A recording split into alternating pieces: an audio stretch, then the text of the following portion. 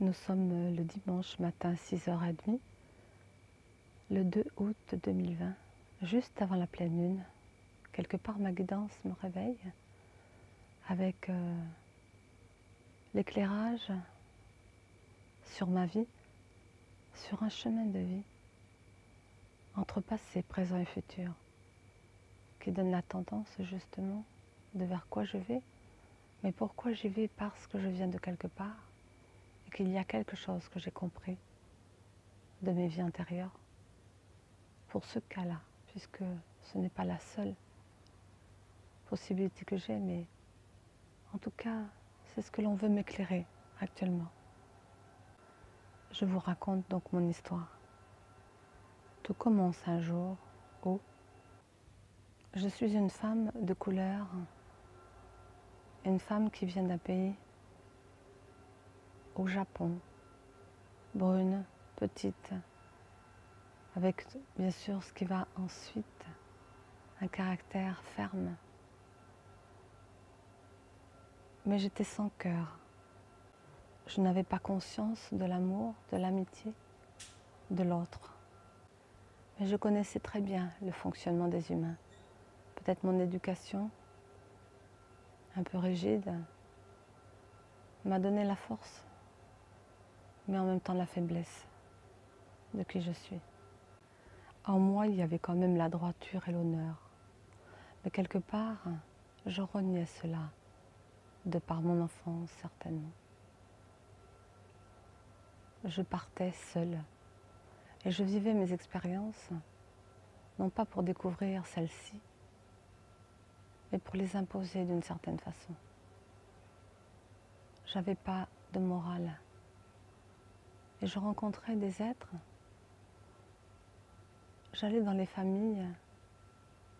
Je côtoyais souvent les femmes. J'étais moi-même une femme. Mais j'avais un côté dur. Et je ne me souciais pas de l'autre. Pas dans le sens qu'on pourrait penser de ce que je pouvais lui faire. J'avais un côté martial, masculin, qui m'avait servi autrefois pour être stable, forte, pour assumer des choses que les autres ne pouvaient pas, pour endurer des souffrances, des douleurs, supporter, comme on pourrait dire, des vagues et des remous, autant à l'extérieur qu'à l'intérieur. J'avais mis une carapace, mais je ne voyais pas ô combien je m'étais enfermée, ô combien ma sensibilité s'était cachée derrière un masque. Mais un jour fut venu mon réveil. Dans cette vie où j'étais dans la rencontre de ces êtres, à chaque fois je venais, je posais une situation, je me liais d'amitié sans avoir le cœur. Mais cela se plaçait comme ça. Et puis quand j'avais fini de faire ce que j'avais à faire, peut-être je prenais aussi. Peut-être que je manquais de choses. Et du coup ensuite, eh bien, je m'esquivais, je fuyais la situation. Mais j'étais arrivée au bout d'un stade où je ne pouvais plus revenir en arrière. Et quelque part, dans cette dernière famille, une femme qui avait la conscience, qui avait une perception des choses, qui pouvait ressembler peut-être à moi, au fond, que j'avais vraiment, vraiment caché, enfoui. Parce que je sentais peut-être qu'au fur et à mesure, dans mes expériences, que je ne méritais pas. Je pensais que la faute sur moi, mais c'était inconscient. Mais ce jour était mon réveil. Alors cette femme avait vu dans mon jeu, avait vu ce que je faisais et avait compris aussi, avait entendu dire que beaucoup d'âmes me cherchaient parce que j'avais omis d'ouvrir ma porte, la porte de ce cœur, et que ces âmes en avaient souffert. J'avais laissé derrière moi des personnes qui m'appréciaient, et elles m'avaient rattrapée donc, par les qu'en dira-t-on, et par cette femme en conscience, qui m'a donné la plus grande leçon. Elle vient vers moi avec une rapidité alors que j'allais m'enfuir encore. Elle me rattrape avec une veste. Et dans l'escalier, elle me pose là et je ne peux plus aller plus loin parce que elle avait prévenu d'autres âmes que j'étais là. Elle avait vu que je faisais cela aussi à sa sœur de cœur. Et elle me regarde et elle me dit, tu ne peux plus continuer comme ça. Et voilà, dans ma sœur de cœur, ce qu'elle aurait voulu de toi simplement, c'était une amie. Elle n'attendait rien d'autre. Elle ne voulait pas te prendre et te faire mal. Mais tu as laissé quelqu'un derrière toi qui méritait de recevoir ton amour. Elle essayait de me toucher. Elle m'a touchée. Cela a ébranlé dans mon cœur plein de choses. Alors évidemment que le tableau qui pouvait être juste avant, c'est que cette sœur de cœur dansait et que elle m'avait soutenue, qu'elle m'appréciait et qu'elle voulait aussi mettre en avant mes valeurs, qu'elle m'avait aidée pour que je puisse danser à mon tour, me placer devant un groupe ou des personnes, un public, pour que je puisse recevoir vraiment des autres par rapport à mes qualités propres. Alors je me suis mise à danser. Cela, j'ai apprécié. Mais je n'ai pas reconnu cette personne et je l'ai dépréciée. Et comme je faisais d'habitude, quand je prenais les qualités, je m'enfuyais. Parce que j'avais tellement peur d'être aimée que je me sauvais de cette réalité pour m'enfouir encore plus profondément dans ce gouffre de l'inconscient, du manque d'amour pour moi. Alors cette femme qui m'empêchait d'aller plus loin, qui me tenait sous cette veste, grande veste, j'entendais les âmes que j'avais dénaturées quelque part et qui me cherchaient depuis longtemps. Et sur cet escalier, je me suis retrouvée avec moi-même, comme la peur au ventre, d'affronter tout ce passé. Alors quelque chose s'est passé en moi, non pas forcément que par rapport à cette peur, mais par rapport à la phrase que cette femme me mettait comme une vérité. Ma sœur de cœur ne voulait que simplement une amitié, un amour de toi. Tu lui as refusé, tu l'as rejeté, tu as fui. Regarde ce que tu laisses derrière toi. Alors cette prise de conscience a fait 3 tours, comme on peut dire dans ses godasses, dans mes chaussures, et m'a permis d'évoluer. Dans la vision que les guides m'ont amenée, ils m'ont montré qu'ensuite, cela a fait une répercussion dans mon histoire de vie. D'incarnation en incarnation, j'ai vécu des choses. Mais cette empreinte est restée en moi longtemps. Puis un jour, ma guidance donc du coup me montre,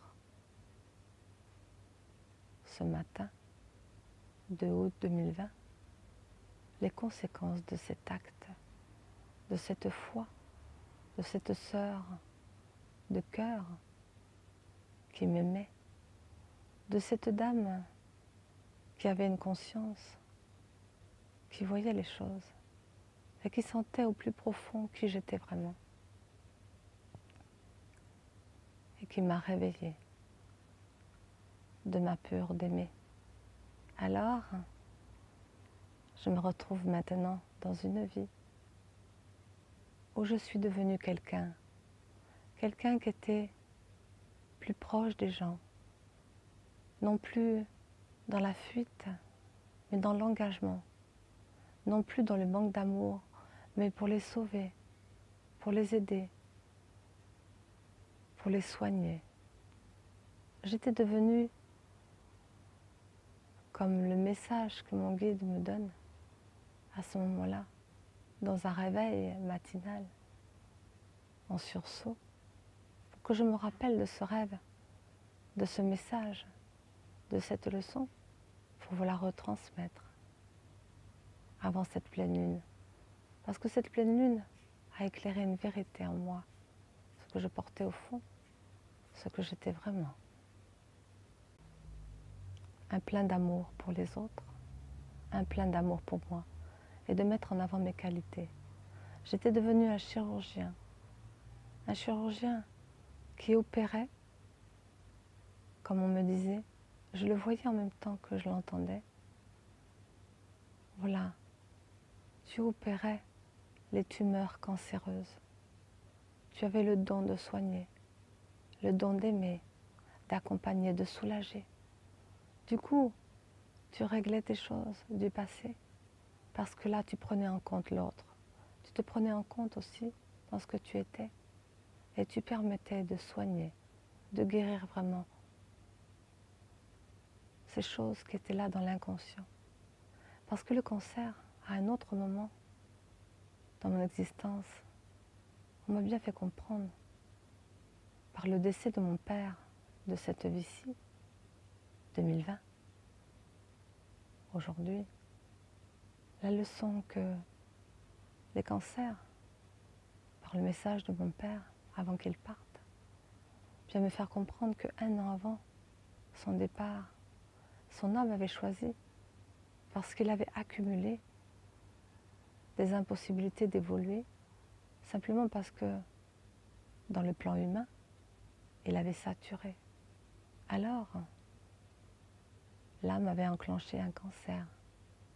L'humain avait décidé de lâcher prise, de ne plus vouloir continuer. Donc là, ce cancer, quelque part, ces cancers que je soignais en tant que chirurgien, c'était une manière de réparer mes erreurs, de réparer tous ces manquements à moi-même, comme si j'avais accumulé des manques d'amour, des manques de reconnaissance aussi de l'autre, de l'amour des autres, tellement j'en avais eu peur. Alors je m'étais réconciliée avec moi-même en devenant ce grand médecin, chirurgien qui soignait les cancers, comme disait mon être intérieur en me réveillant. C'est simplement pour vous dire que, en cette pleine lune qui arrive demain,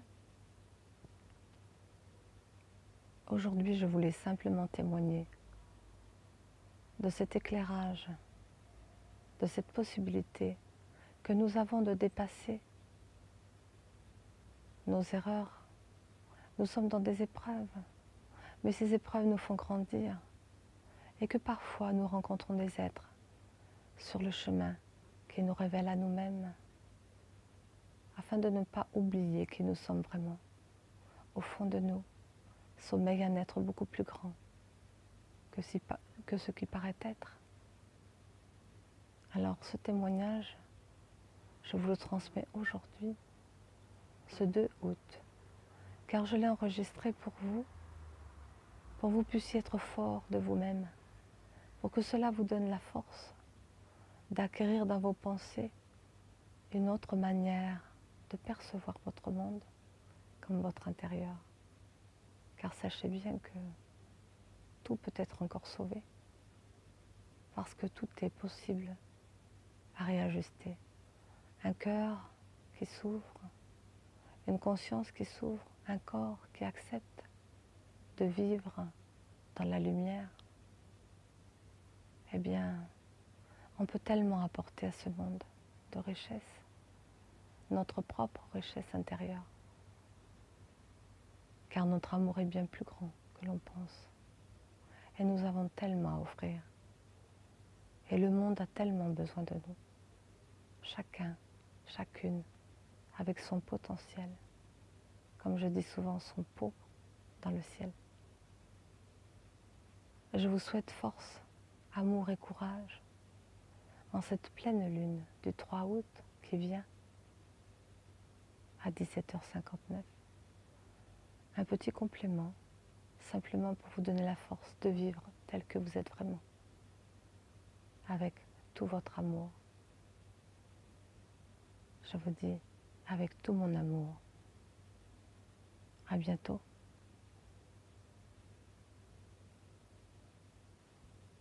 C'était une histoire de cœur pour tous les cœurs.